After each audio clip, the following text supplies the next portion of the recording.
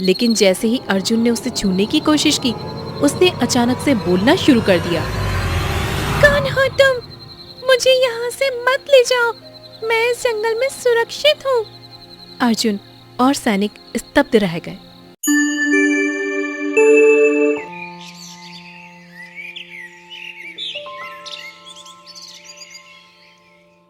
राजा वीरेंद्र अपनी राजगद्दी पर बैठे थे। उनके चेहरे पर सुकून और दृढ़ता का भाव था। वह उन शासकों में से थे जो अपनी प्रजा को अपने परिवार से बढ़कर मानते थे। अर्जुन, हमारी प्रजा इस बार की फसल से खुश नहीं है। हमें ये देखना होगा कि हर घर में अनाज पहुंचे हैं। मैं नहीं चाहता कि कोई भी बच्चा भूखा सोए।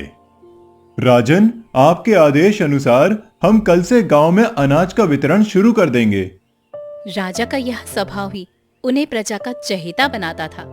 उनके फैसले हमेशा न्यायपूर्ण होते थे। राजकुमारी आर्या एक जिज्ञासु और बुद्धिमान युवती थी। वह न केवल अपने पिता की सबसे बड़ी ताकत थी, बल्कि प्रजा की समस्याओं को सुलझाने में भी सक्रिय रहती थी। अर्जुन काका, पिताजी ने जो अनाज वितरण की योजना बनाई है, उसमें महिलाओं और बच्चों की जरूरतों का खास ध्यान रखना होगा। क्या मैंने सही कहा? राजकुमारी, आप हमेशा सही कहती हैं। आपकी सूझबूझ प्रशंसनीय है। वीरगढ़ के गांव में एक अलग सा ही माहौल था। यहाँ के लोग सरल और खुश मिजाज थे। गुड़िया एक गांव की सीधी सादी लड़की दिन भर गांव की गलियों में बच्चों के साथ खेलती थी, लेकिन उसके मन में सवाल उठते थे। राजा इतना महान है, फिर भी गांव में गरीबी क्यों है? काका, आपके राजा वीरेंद्र के बारे में मैंने बहुत सुना है। क्या वह सच में दयालु है? हाँ बेटी, राजा साहब का दिल सोने जैसा है, लेकिन कुछ लोग उनकी उदारता का फायदा उठाते हैं। गांव के हर बुजुर्ग की तरह रामू काका भी अनुभव से भरे हुए थे। वह गांव के बच्चों को कहानियां सुनाया करते थे और जरूरतमंदों की मदद किया करते थे। गांव के किनारे एक प्राचीन आश्रम था, जहां दर्शन बाबा रहते थे। बाबा एक ज्ञानी संत थे जो प्राचीन ग्रंथों और भविष्यवाणियों के विशेषज्ञ थे। उनकी बातों में अक्सर रहस्य और सच्चाई का मेल होता था। बेटी, इस जंगल के भीतर कुछ ऐसा छुपा है जो वीरेंद्रगढ़ की तकदीर बदल सकता है, लेकिन हर रहस्य को समय पर ही उजागर होना चाहिए। वीरगढ़ के व्यापारी मोहन के पास धन की कमी नहीं थी, लेकिन उनकी लालच कभी भी खत्म नहीं होती थी। वह राजा के खजाने पर हमेशा नजर रखता था और हमेशा नए तरीके से अपना व्यापार बढ़ाने की योजना बनाया करता था। महल के खजाने में जो सोना है, अगर वो मेरा हो जाए तो मैं पूरे वीरगढ़ पर राज कर सकता हूँ, लेकिन इसके लिए सही समय का इंतजार करना होगा। गांव के किनारे एक घना जंगल था, जिसे लोग अंधकार वन कहते थे। यह जंगल अपने आप में एक रहस्य था। वहाँ अक्सर अजीब आवाजें सुनाई देती थी और कभी-कभी रोशनी भी चमकती दिखाई देती थी। कभी भी अंधकार वन में मत जाना, वहाँ कुछ ऐसा है जिसे समझ पाना आसान नहीं है। एक रात गांव के कुछ बच्चों ने जंगल में अजीब सी रोशनी देखी। डर के मारे वे भागते हुए रामू काका के पास पहुँचे। काका, हमने जंगल में कुछ चमकता हुआ सा देखा। वहाँ कोई जानवर था। वह बोल रहा था, गांव में जंगल को लेकर डर और उत्सुकता दोनों बढ़ने लगेगी। वीरगढ़ के अंधकार वन में रात की ठंडी हवा और गहराते सन्नाटे ने वातावरण को और भी रहस्यमय बना दिया था। जंगल के घने पेड़ों के बीच चांदनी छिटक रही थी, लेकिन एक कोने से हल्की सी रोशनी झांक रही थी। सेनापति अर्जुन को राजा वीरेंद्र ने आदेश दिया था कि जंगल में हो रही अजीब गतिविधियों का पता लगाएं। ध्यान से देखो, मुझे यहाँ कुछ अलग महसूस हो रहा है। ये जंगल हमेशा से रहस्यमय है, लेकिन आज का माहौल और भी अजीब है। सैनिकों ने चारों ओर खोज करनी शुरू कर दी। अचानक एक सैनिक ने इशारा किया। सेनापति जी, उधर देखिए, वो क्या है? अर्जुन ने देखा, घनी झाड़ियों के बीच एक छोटी सी बकरी खड़ी थी। उसकी सफेद चमड़ी पर चांदनी की रोशनी पड़ रही थी, जिससे वह चमक रही थी, लेकिन उसकी आंखों में कुछ असामान्य था। वह गहरी और बोलती हुई सी लग रही थी। ये बकरी, ये साधारण नहीं लगती, इसके पास जाना होगा। अर्जुन धीरे धीरे बकरी के पास पहुंचे। वह शांत खड़ी थी, लेकिन जैसे ही अर्जुन ने उसे छूने की कोशिश की, उसने अचानक से बोलना शुरू कर दिया। कौन हो तुम?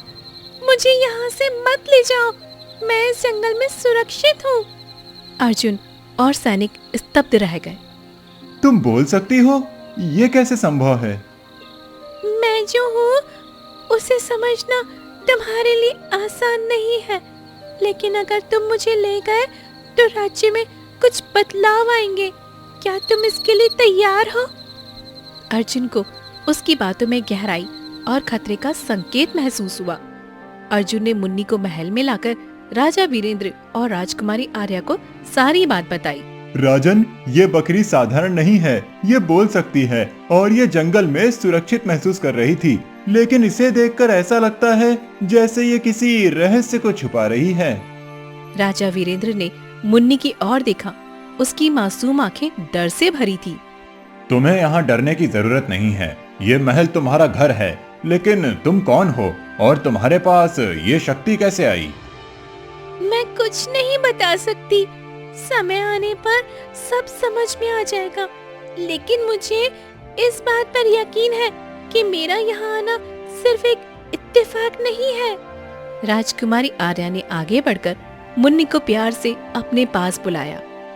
डरो मत, हम तुम्हें यहाँ कोई नुकसान नहीं पहुँचाएंगे। शायद तुम्हारी कहानी वीरगढ़ के लिए महत्वपूर्ण हो। महल में मुन्नी की खबर जंगल की आग की तरह पूरे राज्य में फैल गई।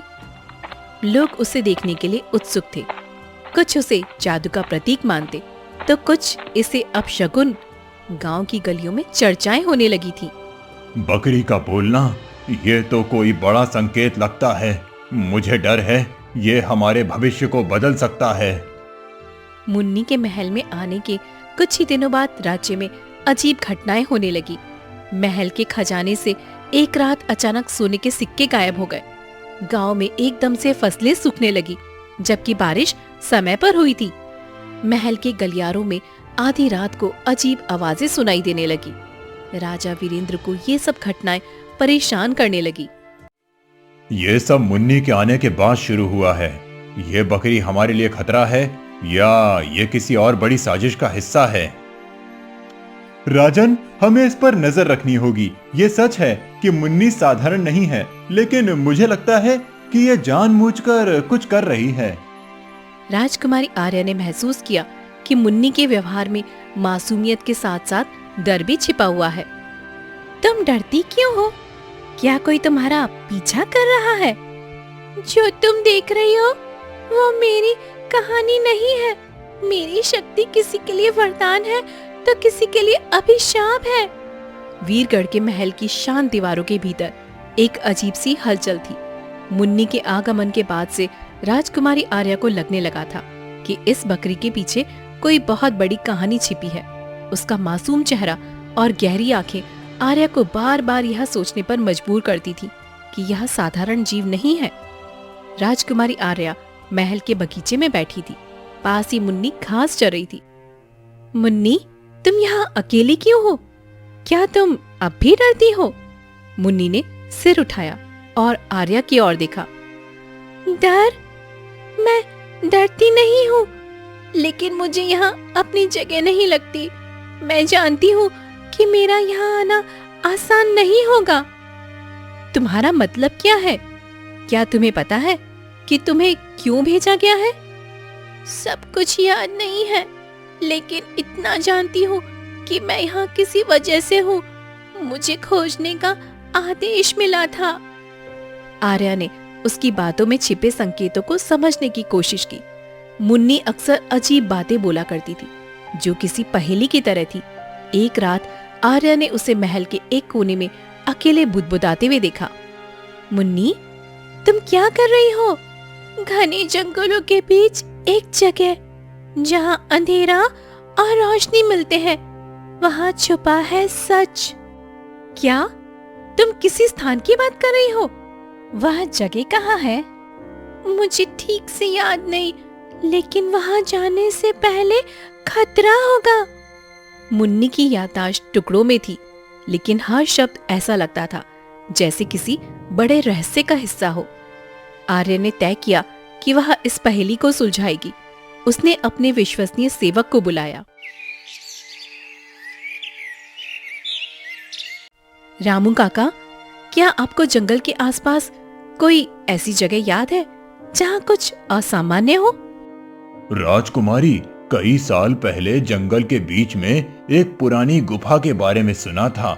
वहां जाने की हिम्मत किसी ने नहीं की। आर्या ने मुन्नी की बताई बातों और रामू काका की यादों को जोड़ने की कोशिश की। उसने सेनापति अर्जुन को बुलाकर अपने विचार साझा किए। मुझे यकीन है कि वह गुफा हमारी खोज का हिस्सा है। मैं वहां जाना चाहती हूँ। राजकुमारी, वो जगह खतरनाक हो सकती है। हमें पहले पूरी तैयारी करनी होगी। राजा वीरेंद्र को यह सब सुनकर चिंता होने लगी। बेटी, तुम इस बकरी पर इतना विश्वास क्यों कर रही हो? उसकी बातों पर भरोसा करना सही होगा या नहीं, ये सोचने की जरूरत है। पिताजी, मुझे नहीं लगता कि यह बकरी हमारे लिए वरदान है या अभिशाप, लेकिन मुझे यकीन है कि इसका यहाँ आना सिर्फ एक संयोग नहीं है। अगर हमें राज्य को बचाना है तो हमें यह रहस्य सुलझाना ही होगा पिताजी। अगर ऐसा है तो मैं सेनापति अर्जुन को तुम्हारे साथ भेजूंगा, लेकिन याद रखना, प्रजा की सुरक्षा सबसे पहले है। इस बीच राज्य में अजीब घटनाएं बढ़ने लगी। हर रात महल के गलियारों में अजीब अजीब आवाजें गूंजने लगी। गांव के लोग डरने लगे थे। मुन्नी का यहाँ रहना उनके लिए नुकसानदायक होगा। व्यापारी मोहन ने अफवाहें फैलाना शुरू कर दी थी कि बकरी के कारण राज्य का दुर्भाग्य बढ़ रहा है। देखो, ये बकरी साधारण नहीं है। राजा और राजकुमारी इसे महल में रखकर गलती कर रहे हैं। प्रजा के बीच डर और अफवाहें फैलने लगी। आर्या को अब यह समझ में आने लगा था कि मुन्नी सिर्फ एक बकरी नहीं, बल्कि किसी बड़ी योजना का हिस्सा है। मुन्नी, तुम्हें मुझ पर भरोसा करना होगा। अगर तुम चाहती हो कि मैं तुम्हारी मदद करूं, तो तुम्हें अपनी कुछ यादों के टुकड़े हमें बताने होंगे। आर्या, तुम्हारे अंदर कुछ खास है। शायद तुम ही हो जो इस पहेली को सुलझा सकती हो, लेकिन ध्यान रखना, हर कदम खतरे से भरा होगा।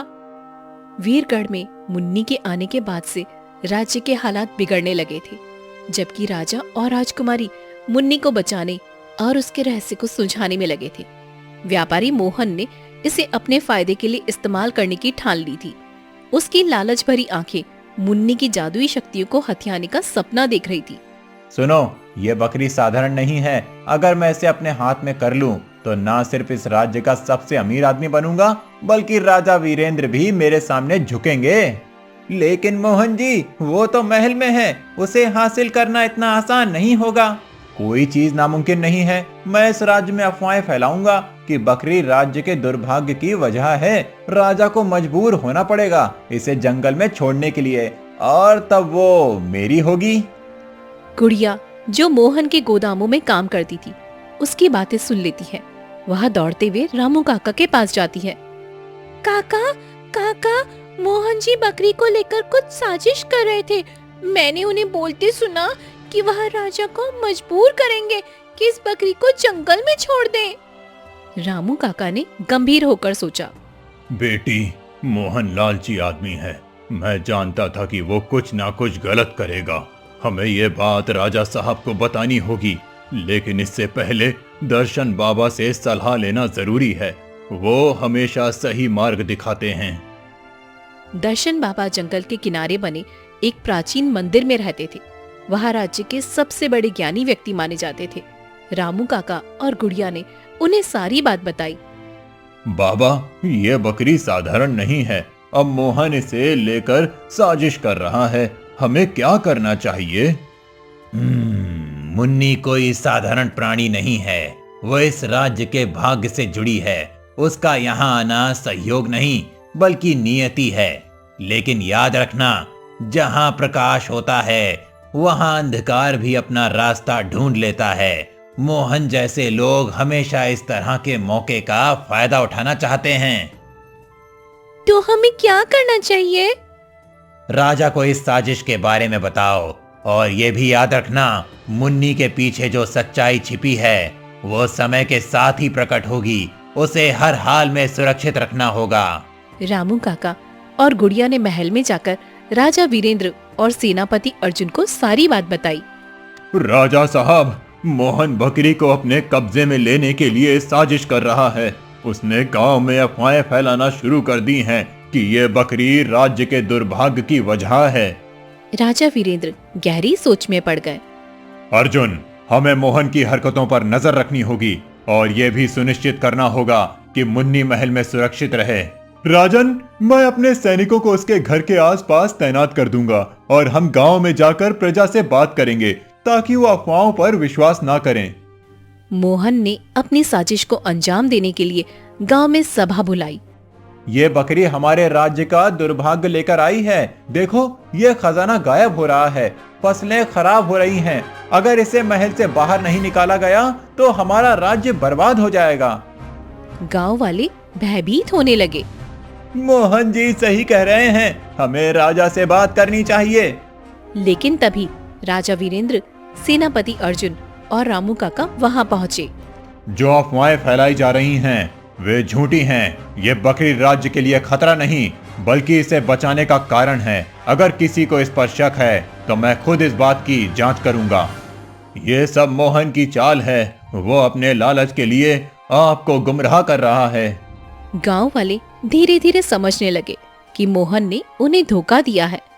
राजा ने मोहन को सख्ती से तलब किया। मोहन, तुम्हारी साजिश अब सबके सामने है। तुम्हें अपने लालच की सजा मिलेगी। सेनापति अर्जुन, इसे कैद खाने में डाल दो। मोहन का चेहरा डर से पीला पड़ गया। राजन, मुझसे गलती हो गई, कृपया मुझे माफ कर दीजिए। तुम्हारे लालच ने प्रजा और राज्य को खतरे में डालने की कोशिश की है। ये माफी के लायक नहीं। महल में रात की गहरी शांति थी, लेकिन भीतर तूफान सा मचा हुआ था।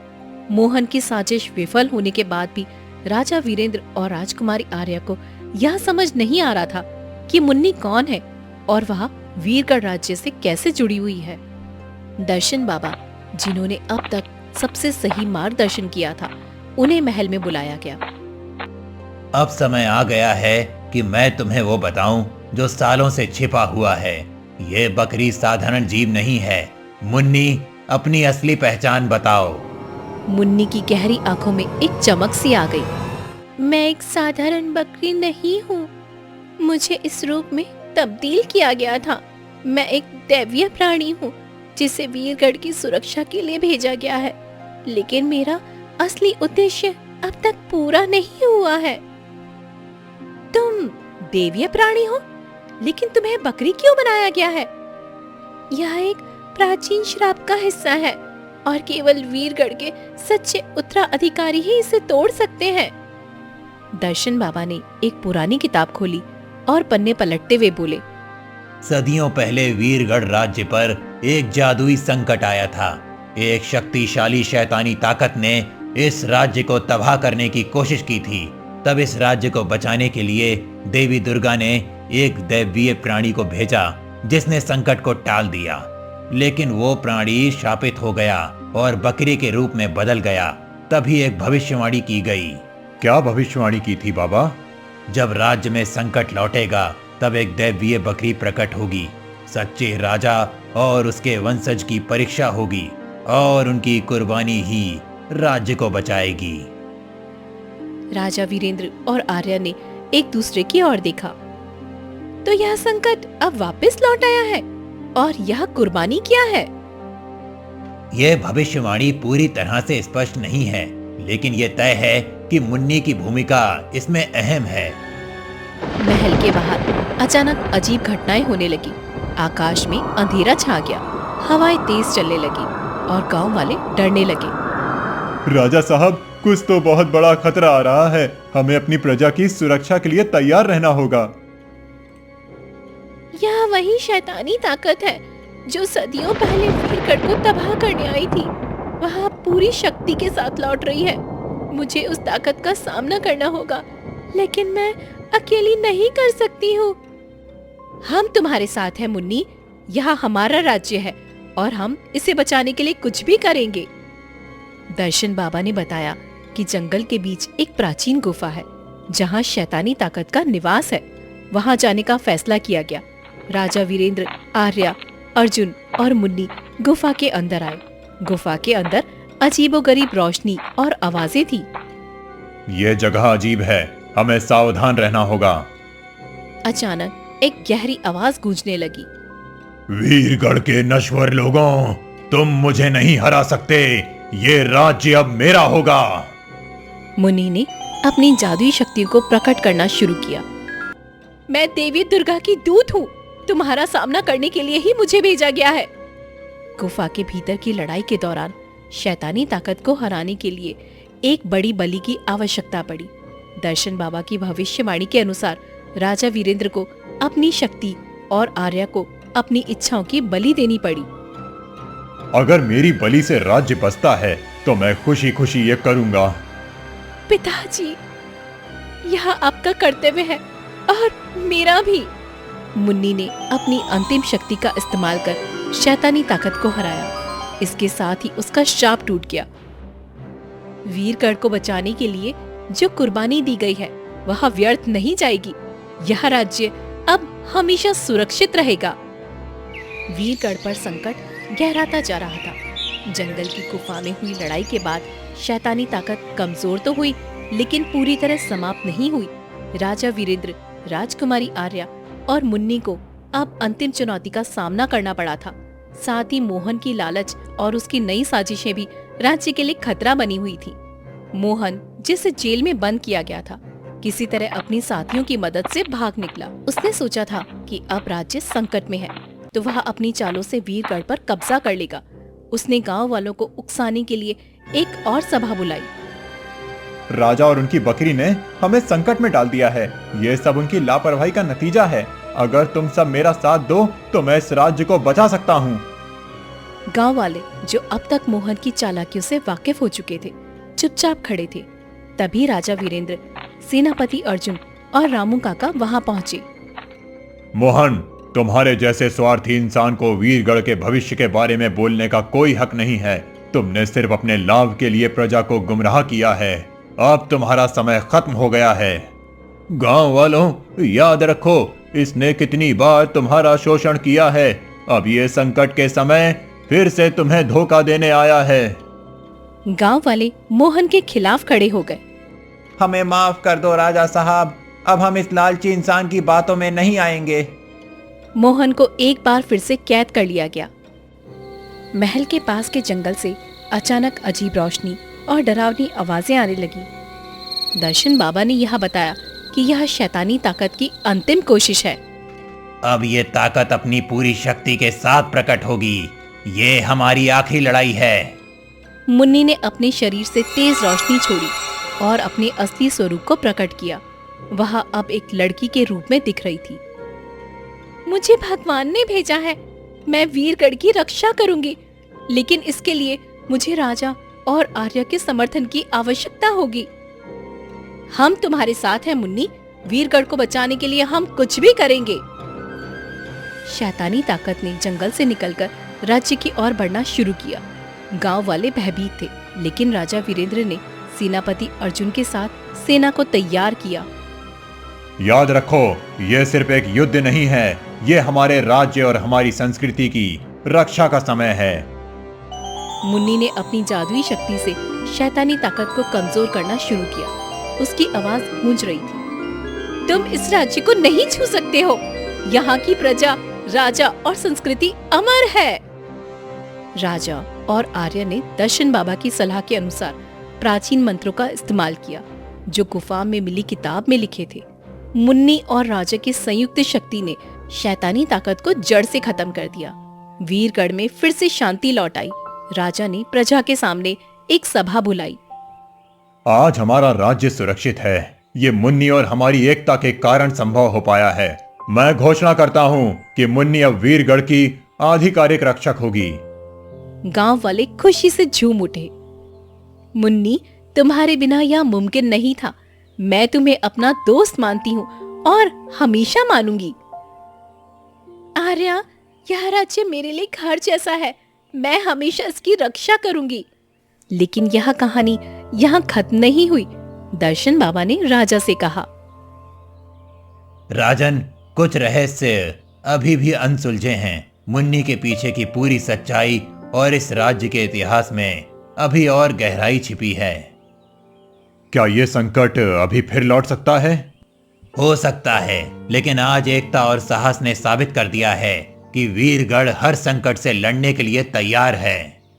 तो दोस्तों, कैसी लगी आपको ये कहानी, हमें कमेंट बॉक्स में जरूर बताएं।